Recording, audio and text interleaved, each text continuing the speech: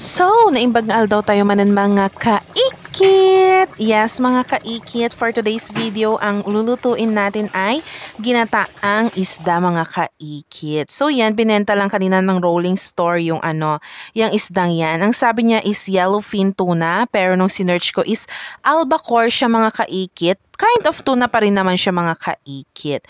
And then, ang ginawa ko mga kaikit is wala tayong sili green, kaya naman ang pinitas ko na lang sa aming mini garden ay siling labuyo para magkaroon naman ang anghang ang ating ginataan.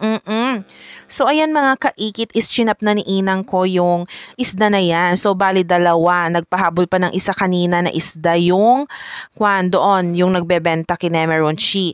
Tapos mga kaikit is naglagay na ako ng mga seasoning, of course. Asin, pampananam, paminta, pampagasang. And then, bawang kunlayaw, awan, iti sibuyas na.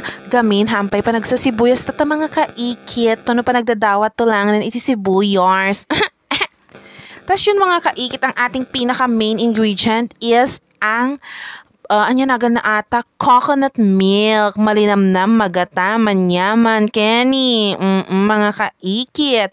So, ayan mga kaikit, and then nilagyan ko siya ng siling labuyo. After that mga kaikit is, lalagyan ko rin siya ng suka basi or any kind of vinegar mga kaikit para lang hindi siya mapanis.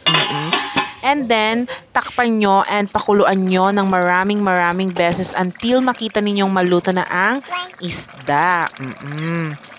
So, ata mga kaikitan, iti ginataang albacore or whatsoever mga kaikit, ma-share ko lang kanya yung